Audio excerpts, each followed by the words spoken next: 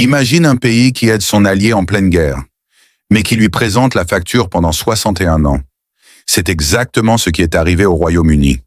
Derrière le mythe de l'aide américaine se cache un système brillant et impitoyable qui a vidé les coffres britanniques, démantelé ses industries stratégiques et transformé un empire mondial en débiteur surveillé. Ce n'était pas un sauvetage, c'était une prise de contrôle économique d'une ampleur historique. Et le plus choquant, c'est que cette dette colossale n'a été entièrement remboursée qu'en 2006, dans le silence général. Si vous pensiez connaître la Seconde Guerre mondiale, préparez-vous à découvrir l'un de ses secrets les mieux cachés. Si cette histoire vous surprend déjà, likez, partagez et dites en commentaire « Je ne savais pas ». À l'aube de 1939, l'Empire britannique semble indestructible. Un quart de la planète, des routes commerciales qui encerclent le monde, une flotte immense projetant sa puissance sur tous les océans. Mais derrière cette façade impériale, une fissure s'élargit. Quand la guerre éclate, la machine militaire allemande frappe avec une brutalité que Londres n'avait pas anticipée. Les villes britanniques s'enflamment sous les bombardements, les sirènes hurlent chaque nuit, et au large, les U-boots coupent les lignes vitales qui alimentèrent l'Empire. Navires coulés, cargaisons perdues, stocks qui fondent à vue d'œil. Pour la première fois depuis des siècles, la Grande-Bretagne découvre la sensation du manque. Dans les couloirs sombres du gouvernement, Winston Churchill comprend que la puissance impériale ne suffit plus. L'effort de guerre consomme l'or, la nourriture, le carburant, les munitions. Chaque jour devient une bataille pour la survie. L'homme qui incarne la résistance se retrouve contraint d'écrire l'un des documents les plus humiliants de son existence. Une lettre adressée à Washington pour avertir que le Royaume-Uni n'a plus d'argent. Une lettre de faillite déguisée, envoyée par un empire qui refuse d'avouer sa chute imminente. Pendant que Londres brûle et que les sous-marins ennemis étranglent l'Atlantique, une atmosphère pesante envahit la nation. Chaque foyer, chaque entreprise, chaque ministère vit avec la peur que tout s'effondre du jour au lendemain. Le pays qui régnait sur le monde s'approche lentement du gouffre, forcé de tendre la main à une puissance montante qui voit dans cette faiblesse une opportunité historique. L'année 1940 marque le moment où l'Empire britannique comprend que la guerre ne se gagnera pas seulement sur les champs de bataille, mais aussi dans les coffres vides de la nation. Quand les États-Unis décident d'aider la Grande-Bretagne, ce n'est pas par charité. Derrière les discours officiels, une règle implacable s'impose, cash and carry. Les Américains exigent que tout matériel acheté soit payé comptant, immédiatement, en or ou en dollars, et transporté exclusivement par des navires britanniques. Une aide en apparence neutre, mais construite pour vider méthodiquement les réserves du Royaume-Uni. Chaque obus, chaque avion, chaque ration devient une transaction qui saigne un peu plus l'Empire. Le message de Washington est clair. Pas d'argent, pas d'armes. Pour respecter ces conditions étouffantes, Londres engage l'une des opérations financières les plus folles de son histoire. Opération Fish. Dans un secret total, des convois entiers quittent l'Angleterre, chargés de lingots, de diamants, d'obligations et de titres détenus par la couronne. C'est l'exode silencieux de la richesse britannique. Des tonnes d'or traversent l'Atlantique sous la menace permanente des U-boots, qui rôdent comme des requins autour de ces coffres flottants. Chaque traversée est une roulette russe géante. Si un seul navire sombre, c'est une part du trésor national qui disparaît au fond de l'océan. Mais la nécessité l'emporte sur la prudence. Churchill sait que sans cet or, plus aucune arme ne pourra être achetée. Alors l'Empire envoie tout, absolument tout. Les réserves accumulées sur des siècles quittent Londres pour rejoindre les banques américaines et canadiennes. Les lingots s'entassent dans les sous-sols de New York comme un butin silencieux, témoin de la vulnérabilité d'un empire à genoux. Les dirigeants américains observent cette pluie d'or avec un mélange d'admiration et de calcul politique. Jamais la Grande-Bretagne n'a été aussi dépendante. Au bout de 7 mois seulement, le verdict tombe. L'Empire britannique est virtuellement ruiné. Ses coffres sont vides, ses réserves fondées comme neige au soleil, son avenir économique mis en gage. Tout cela pour continuer une guerre que le pays ne peut plus financer. Cash and Carry a accompli exactement ce pourquoi il avait été conçu. Placer le Royaume-Uni dans une position de faiblesse irréversible, juste avant que les États-Unis ne lui proposent une aide encore plus coûteuse. Lorsque le programme Lend-Lease est annoncé, Le monde entier croit assister à un geste héroïque de Franklin Roosevelt, le président qui sauve la Grande-Bretagne. Roosevelt, dans ses discours et communiqués, compare l'aide à un voisin prêtant un tuyau d'incendie à quelqu'un dont la maison brûle. La métaphore est séduisante, presque poétique. Mais derrière ce vernis humanitaire, la réalité est tout autre. Lend-Lease n'est pas une aide désintéressée, c'est un dispositif calculé pour transformer la dépendance britannique en liquidation économique. Au centre de cette mécanique se trouve Henry Morgenthau Jr., le secrétaire au Trésor et conseiller le plus proche de Roosevelt. Morgenthau ne s'intéresse pas à l'héroïsme ou au patriotisme allié. Son objectif est clair: examiner, contrôler et, si nécessaire, saisir tous les actifs britanniques jusqu'au dernier dollar. Avant même que le Congrès n'approuve officiellement Lend-Lease, il exige un audit complet de l'Empire. Chaque or, chaque investissement, chaque société détenue par le gouvernement ou par des citoyens britanniques à travers le monde doit être listé, évalué et mis à disposition des autorités américaines. La guerre n'est plus seulement un conflit militaire, elle devient une guerre économique implacable. Les négociateurs britanniques sont abasourdis. Vendre des actifs pendant une guerre sous pression, c'est accepter des pertes énormes. Pourtant, pour obtenir les armes indispensables, il n'existe pas d'autre option. Morgenthau transforme ces transactions en véritable liquidation forcée, orchestrée avec une précision chirurgicale par des banques américaines qui savent que le Royaume-Uni n'a aucun choix. Les ventes se succèdent et chaque jour l'Empire perd un peu plus de son capital stratégique, tandis que les industriels américains et les banques engrangent des profits massifs. L'un des exemples les plus emblématiques est celui de la société American Viscose. Cette entreprise américaine, détenue par des intérêts britanniques, génère des millions de dividendes chaque année. Morgenthau impose sa vente immédiate. Les Britanniques protestent. Vendre l'entreprise sous pression signifie la brader et sacrifier des revenus vitaux. Mais l'ultimatum est clair. Sans cette vente, Lend-Lease meurt au Congrès. Sous cette contrainte, la société est cédée pour moitié de sa valeur réelle, les gains allant directement dans les coffres du Trésor américain. Ce n'est pas un échange entre alliés, c'est un acte de prédation.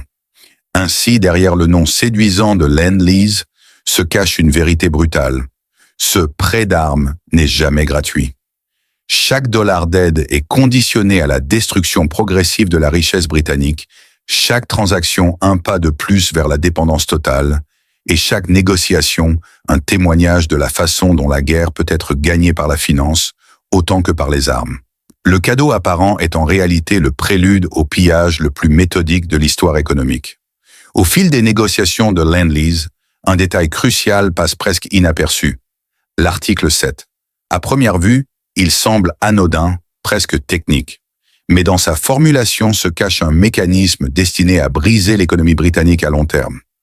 L'article 7 exige que, pour recevoir l'aide américaine, la Grande-Bretagne accepte de supprimer ses préférences impériales, ce système de tarifs protecteurs qui garantissait aux produits britanniques un avantage dans tous les territoires de l'Empire. Ce qui avait maintenu l'Empire économiquement uni pendant des décennies est soudainement détruit par un simple paragraphe. Les protections qui permettaient aux industries britanniques de rivaliser avec les géants américains disparaissent du jour au lendemain.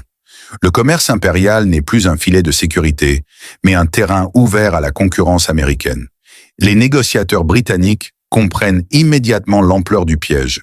En signant cet accord, ils ne vendent pas seulement des biens matériels, ils cèdent leur futur économique. Les marchés qui appartenaient à Londres depuis des siècles deviennent accessibles aux entreprises américaines, plus efficaces et mieux capitalisées.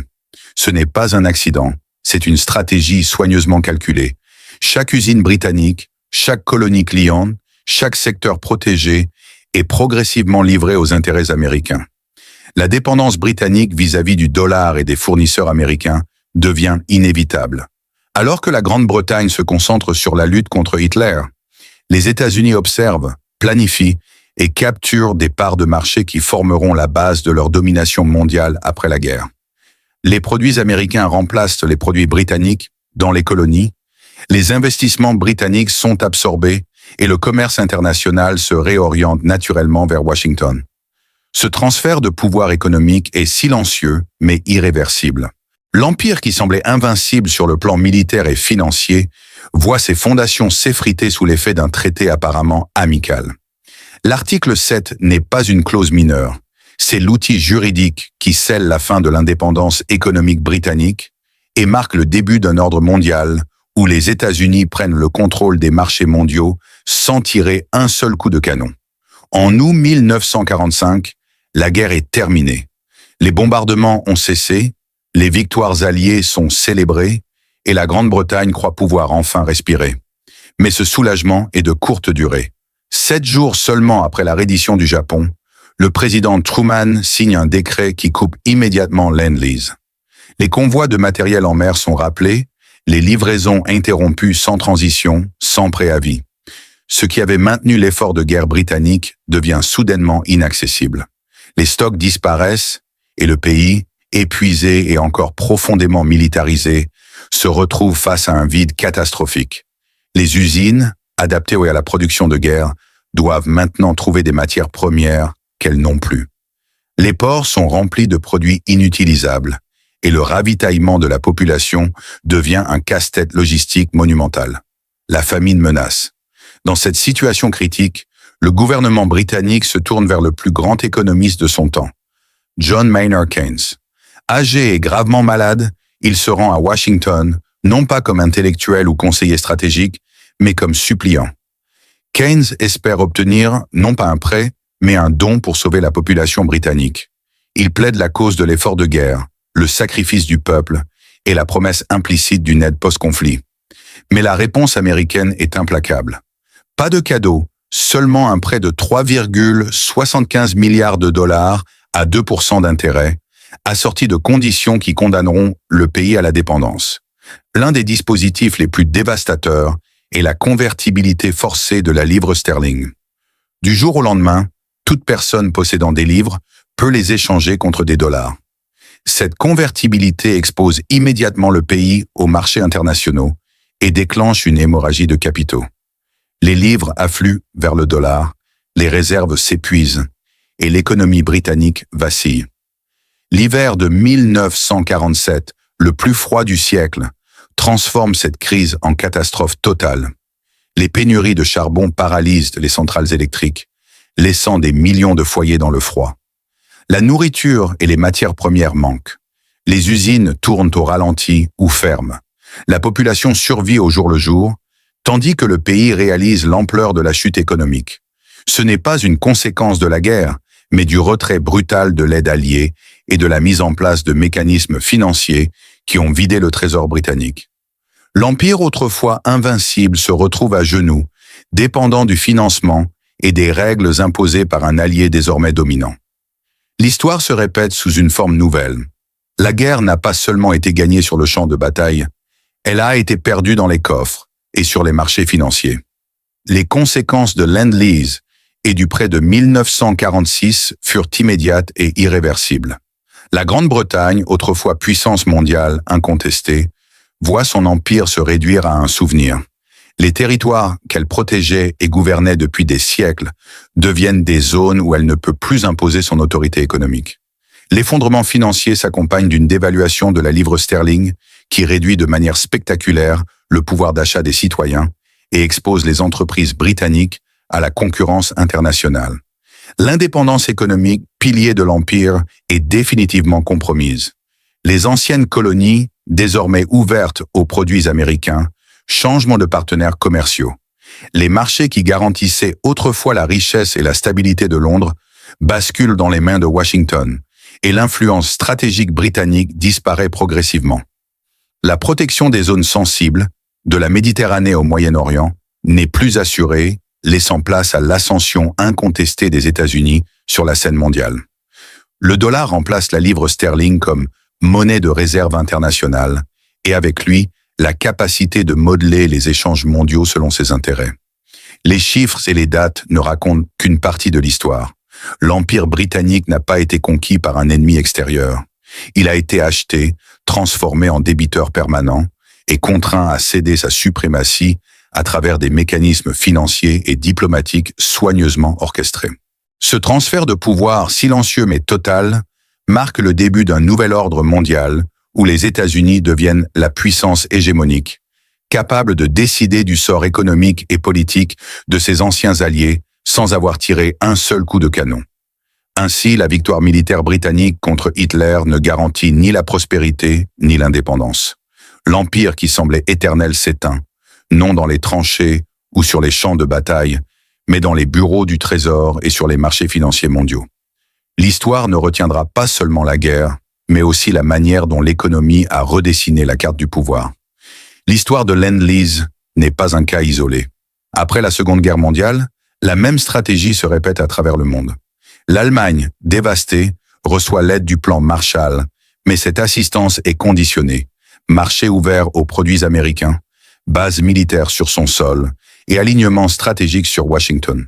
Le Japon, autrefois adversaire, devient un protectorat économique et militaire, dépendant des prêts américains et des infrastructures imposées par les forces alliées.